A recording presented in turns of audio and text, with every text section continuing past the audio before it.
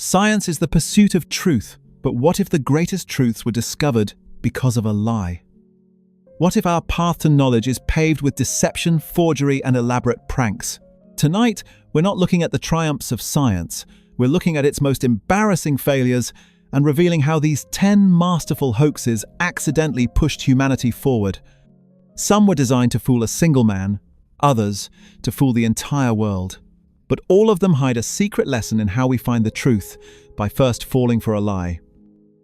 The Piltdown Man. For 40 years, the world's most brilliant scientific minds believed that the ancestor of humanity was a literal Frankenstein's monster. They genuinely thought our missing link was a human skull, crudely paired with an ape's jaw, a combination so absurd it belonged in a sideshow. They wrote the textbooks, they built the museum exhibits, and they championed this ridiculous creature as our forefather, all because it told a flattering story, that the first truly intelligent man was, of course, an Englishman. For 4 decades, the entire field of paleoanthropology revered a clownish forgery, ignoring the real evidence of human origins emerging from Africa because this lie was simply more convenient and comforting.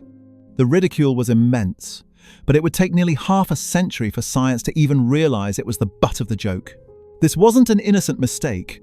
It was a malicious and calculated act of scientific sabotage. In 1912, an amateur archaeologist named Charles Dawson presented the fragments, and the establishment eagerly accepted them. But forensic analysis, performed decades later, proved it was a disturbing fraud. The cranium was from a medieval human. The jawbone belonged to a modern orangutan. The teeth had been painstakingly filed down with a metal tool to mimic human wear patterns. To complete the illusion, the bones were deliberately stained with an iron solution and chromic acid to make them appear ancient. This was a targeted deception designed to poison the well of science, and it worked. Genuine discoveries, like the groundbreaking Taung child found in Africa, were dismissed for decades because they didn't fit the Piltdown model. The fraud didn't just create a fake ancestor, it actively murdered the truth. The hoax was eventually exposed, but only because new technology like fluorine dating was invented, tools that the forger could never have anticipated. This entire humiliating episode forced science to confront a deeply uncomfortable question. If the world's leading experts can be so thoroughly and publicly fooled for so long, what accepted facts of our own time are just tomorrow's embarrassing hoaxes? The failure of the Piltdown Man gave birth to the answer. It forced the creation of a new kind of science, one built on a foundation of ruthless skepticism and armed with a battery of forensic tests. It was a hoax that, by destroying our trust, ultimately taught science how to earn it back. It's one thing to be fooled by bones from the dirt. But what happens when the deception is not a relic, but a living, thinking machine? A mechanical man that could outwit emperors, and in doing so, force us to question the very nature of our own minds. The Mechanical Turk. Imagine the scene. Napoleon Bonaparte, the strategic genius who conquered Europe, hunched over a chessboard, deep in concentration. His opponent, a life-sized wooden puppet in a turban. And the puppet is winning. For nearly a century, this was the reality. The greatest minds of the age, from emperors to inventors like Benjamin Franklin, were publicly challenged and routinely defeated by a clockwork automaton. The world was captivated by the idea of a thinking machine, a mechanical man who possessed a mind of its own. They were so desperate to believe in the spectacle of artificial intelligence that they failed to see the simple, ridiculous truth. It wasn't a thinking machine at all. It was just a box with a man hidden inside. The deception, unveiled in 1770, was an act of pure genius. The inventor, Wolfgang von Kempelen, would begin each performance by opening the machine's cabinet doors, revealing a labyrinth of gears and cogs. He'd pass a candle behind them to prove no one was hiding. But this was masterful misdirection. The clockwork was a sham, designed to take up only a fraction of the space. Inside, a human chess master of small stature sat on a sliding seat, moving to avoid detection as Kempelen opened the various doors. Crouched in the dark, illuminated by a single candle, the hidden operator used a clever pantograph system to control the Turk's arm and a series of magnets to track his opponent's moves. It wasn't a ghost in the machine, it was a prisoner in a puppet, an ingenious cage designed to fool the world. The Turk was eventually exposed, but its legacy was already sealed, prompting a question that would change the world. Can a machine ever truly think? A young Charles Babbage, the future father of the computer, saw the automaton and was fascinated. He knew it was a trick, but the flawless imitation of intelligence sparked his imagination. The fraud forced him and other thinkers to seriously consider how a real thinking machine might be built, not with puppets and levers, but with engines of pure logic. How do you create a mind from math? The mechanical Turk, by faking an artificial intelligence, inspired the very science that would one day create a real one. A hidden man in a box is a brilliant trick. But what if the prank is aimed at just one person? A man so arrogant he refuses to believe the evidence of his own eyes, even when the evidence is literally his own name. Beringer's lying stones. In 1725, a German professor named Johann Beringer, a man whose ego was as vast as his intellect, began unearthing fossils so perfectly bizarre they made him a laughingstock across Europe. He found limestone carvings of winged lizards, spiders spinning their webs, and even comets and suns, complete with smiling faces. Instead of recognizing the absurdity, Beringer was so convinced of his own genius that he declared them to be divine miracles, unique images carved by God himself at the dawn of time. He was so blinded by his ambition to become immortal that he couldn't see the ridiculous truth. He was the target of an elaborate academic prank, and he had fallen for it completely. The evidence of the fraud was overwhelming, yet he ignored it all. The fossils were the work of two of his professional rivals, who, tired of his arrogance, had hired an artisan to carve the stones and bury them where they knew he would find them. As Beringer's theories grew more fantastic, their forgeries grew more audacious. They carved stones bearing Hebrew letters, knowing he couldn't read them. Finally, in a desperate attempt to stop him before he completely humiliated himself, they carved his own name on a stone.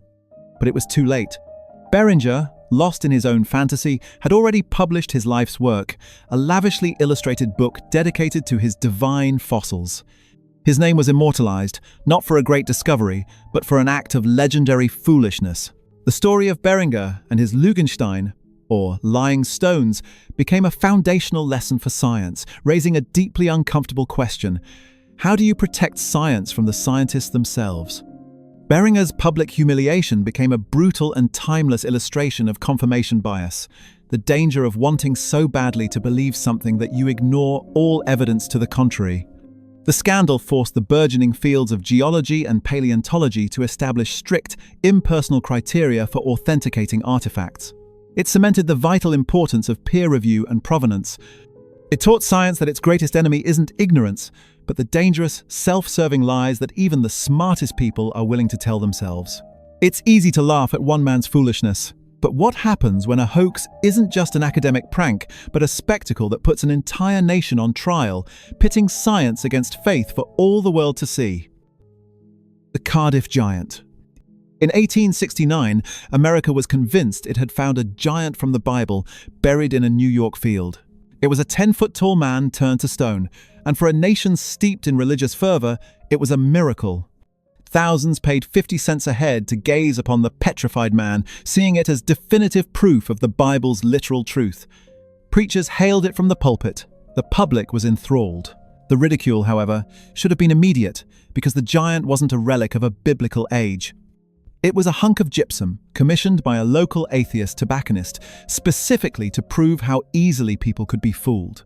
The hoax was the brainchild of George Hull, who, after an argument with a preacher, spent a fortune to carve the statue, artificially age it with stains and acids, and then bury it on his cousin's farm. The disturbing evidence of the fraud was obvious to any trained eye. The stone was soft, soluble gypsum, not fossilized flesh. The surface bore the unmistakable tool marks of a sculptor's chisel. When the renowned Yale paleontologist Othniel Charles Marsh examined it, he publicly declared it a most decided humbug. But the public didn't want to hear it. The battle lines were drawn, the spectacle of belief versus the cold, hard evidence of science. The affair then descended into a media circus when Phineas Taylor Barnum, unable to buy the original, simply made his own fake of the fake, creating even more confusion. This whole ridiculous spectacle forced the scientific community to face an uncomfortable question. What good is knowing the truth if you can't convince anyone to believe it? The Cardiff Giant controversy forced scientists like Marsh out of their ivory towers and into the public square. They had to learn how to become communicators, to clearly and persuasively explain the principles of geology and fossilization to a captivated but skeptical public. The fake giant became a national science lesson, a tool for teaching critical thinking on a massive scale. It was a hoax that taught science that it wasn't enough to be right. You had to be able to prove it, not just to your colleagues, but to the world. So, a hoax can force science to talk to the public. But what about a lie so grand, so fantastically imaginative, it makes the entire world look up at the night sky and wonder? In 1835, a newspaper didn't just invent a story, it invented an entire ecosystem on the moon. The Great Moon Hoax of 1835. In August of 1835, the world was duped into believing that the moon was covered in lush forests, shimmering oceans, and herds of blue unicorns. Even more fantastically, people believed it was inhabited by a civilized race of winged, bat-like humanoids. This wasn't some fringe conspiracy. It was front-page news, published in a 6-part series by a New York newspaper called The Sunday. The articles were supposedly reprinted from a prestigious scientific journal detailing the discoveries of Sir John Herschel, one of the most famous astronomers alive. It was a story so sensational and so ridiculous that it became the most widely read story on Earth. All while Herschel himself, observing the stars in South Africa, had no idea he was the star of this absurd fiction. The story was, of course, a complete fabrication, designed for one purpose, to sell newspapers, and it worked beyond the publisher's wildest dreams. The Sun's circulation exploded. The disturbing evidence was in the details, or lack thereof. The articles were filled with breathless descriptions, but no verifiable data, yet the public, hungry for wonder, devoured it. The story created a global sensation based on nothing more than journalistic deception. The lie was eventually revealed, but by then, the damage and the accidental benefit had already been done. The brief public outcry was quickly overshadowed by a strange and powerful aftereffect that no one could have predicted. The hoax left the world with an uncomfortable question: can a beautiful lie be more powerful than a boring truth? The fantastical tale of lunar batmen, while absurd, had captured the public imagination in a way that dry, factual astronomy never could. It made people look up at the night sky with a profound new sense of wonder and possibility. This sudden surge of cosmic curiosity led to a boom in popular astronomy, with increased funding for observatories, a spike in telescope sales, and greater public support for real scientific exploration. It was a lie about the moon that, by feeding the world a fantasy, accidentally created a genuine hunger for the stars. A newspaper hoax is one thing, but what about a deception that seems to defy the very laws of physics? A machine that promised free, limitless energy, a promise so powerful that in the quest to debunk it, science would be forced to write its own rulebook. Orpheus's perpetual motion machine. For centuries, the greatest prize in invention was the perpetual motion machine, a device that could run forever without fuel. It was a scientific holy grail, and in the early 18th century, a German inventor named Johann Bessler, who called himself Orpheus, claimed to have built one. He presented a 12-foot diameter wheel that, once started, would spin for weeks on end, even lifting heavy weights, all while sealed in a locked room. He baffled Europe's scientific elite, ridiculing the known laws of nature. He had seemingly conquered physics itself, all with a simple hidden piece of rope. The disturbing evidence of his fraud was a secret he guarded with his life, offering to sell it for a fortune. He allowed committees of scholars to inspect the room, but his demonstrations were an elaborate sham. The entire spectacle came crashing down only when his own maid confessed in a sworn statement. The miraculous wheel wasn't powered by a secret of physics, it was powered by a human being. Either Bessler, his brother, or the maid herself would be hidden in an adjacent room, pulling on a thin, concealed cord that kept the wheel turning.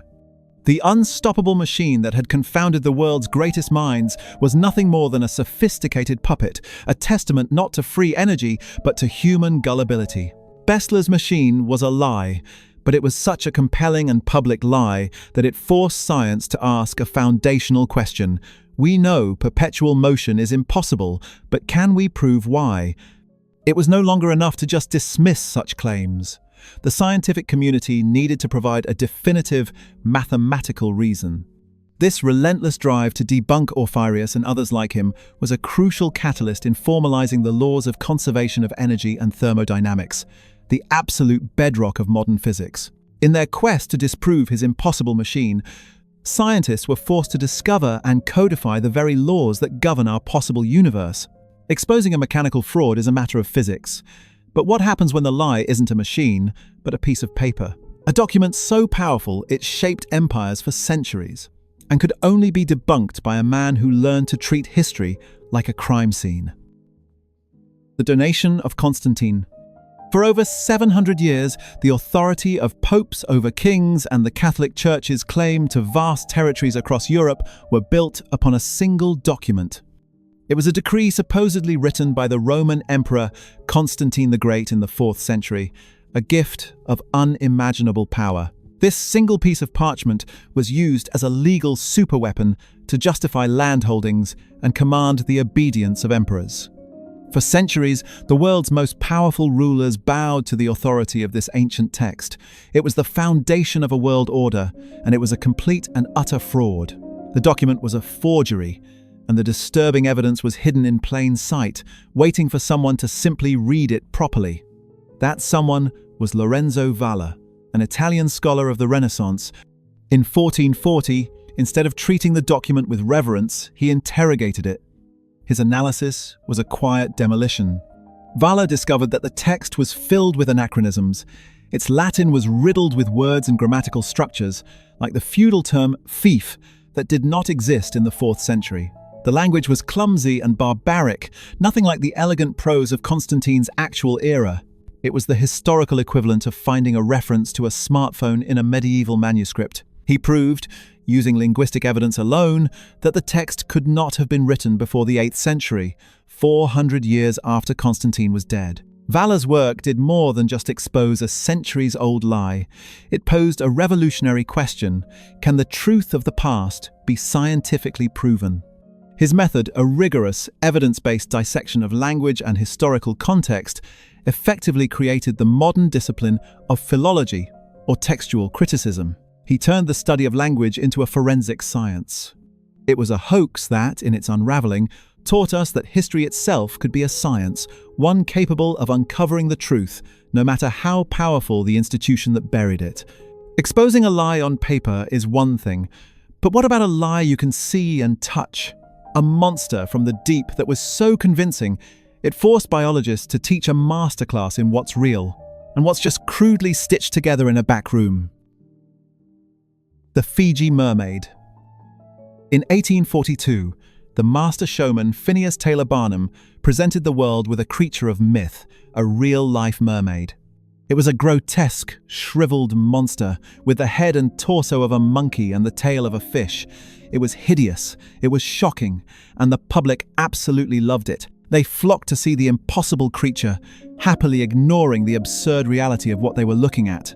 Barnum's marketing genius was not just in displaying the monster, but in manufacturing a fake scientific debate around it, complete with a hired expert to vouch for its authenticity. He wasn't just presenting a hoax, he was ridiculing the public's own desire to believe in the fantastic. The disturbing evidence of the fraud was obvious to any naturalist. The creature was a crude work of taxidermy, the upper body of a juvenile monkey sewn to the back half of a large fish. But Barnum's sham expert, a so-called Dr. Griffin, lent the spectacle an air of legitimacy, forcing the hand of the real scientific community. Prominent anatomists and biologists were appalled.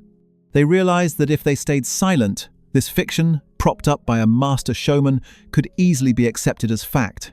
They were forced to engage with the circus. The Fiji mermaid scandal forced scientists to answer a critical question: how do you fight misinformation when the lie is more entertaining than the truth? Their answer was to use the hoax against itself. They took to newspapers and public forums, using the public's fascination with the fake mermaid as a giant, nationwide, teachable moment. They meticulously explained the principles of comparative anatomy, pointing out the impossible fusion of two different skeletal structures and how its teeth were clearly those of a mammal. The grotesque prop became a tool for teaching biology and critical thinking on an unprecedented scale. It was a hoax that forced scientists to become public educators, and in doing so, taught an entire generation how to think like a scientist. All these hoaxes were deceptions played upon the world. But what happens when the deception is a fantasy we desperately want to believe, a lie that doesn't expose a scientific flaw, but a flaw in our own hearts? The Tassidae tribe. In 1971, the world fell in love with a fantasy. We were introduced to the Tassidae, a lost Stone Age tribe in the Philippines, a gentle people untouched by modernity. They supposedly had no words for war or hate. For a modern world mired in conflict and cynicism, they were a perfect symbol of innocence, a living window into a more peaceful human past. The media hailed them as noble savages. The public was captivated. We were so desperate to believe in this perfect primitive paradise that we ridiculed anyone who questioned it. The truth, however, was that we were the ones being primitive, easily fooled by a story that reflected our own naive desires. The disturbing evidence emerged only after the fall of the Ferdinand Marcos dictatorship in 1986, which had politically protected the hoax's creator, a government official named Manuel Elizalde. For years, he had tightly controlled all access to the tribe. When journalists were finally able to enter the region freely, they didn't find Stone Age primitives. They found the Tassidae living in modern houses, wearing jeans and t-shirts. The people themselves admitted it had all been a performance. They were local farmers who had been paid and coerced by Elizalde to pose as cave dwellers for the cameras, a human zoo for the benefit of a corrupt official and a gullible world. The scandal was a brutal lesson, forcing anthropology to ask a painful question: is it possible to observe another culture without destroying or corrupting it? The Tassidae hoax triggered a profound crisis of ethics and methodology. It exposed the dangerous power dynamics between researchers and subjects and the corrupting influence of media narratives. In the aftermath, the entire field developed far more rigorous ethical guidelines for fieldwork, emphasizing informed consent and transparency. The hoax forced science to look in the mirror, not to see an innocent past, but to confront its own capacity for wishful thinking and the damage it could cause. It's one thing for a corrupt official to fool the world, but what happens when the fraud is an inside job, perpetrated by one of science's own heroes, a man so trusted, his lies rewrote the history of an entire nation? Shinichi Fujimura's God's Hands. For 2 decades, Shinichi Fujimura was a Japanese national hero, an archaeologist with a seemingly supernatural talent for discovery. His colleagues called him God's Hands because everywhere he dug, he found priceless Paleolithic artifacts, each one older than the last. He single-handedly pushed back the timeline of human settlement in Japan by hundreds of thousands of years, and his findings were celebrated in textbooks and museums. The nation revered him, but his divine gift, his incredible luck, was a lie, a deception he buried in the dirt with his own 2 hands, day after day, for 20 years. The fraud was so simple, it was almost insulting. In October of 2000, a major newspaper, suspicious of Fujimura's impossible success rate, planted hidden cameras at his latest dig site. The footage they captured was a devastating betrayal. Early one morning, the cameras recorded the celebrated archaeologist furtively digging holes and carefully planting ancient artifacts that he had collected from other sites in China and Korea.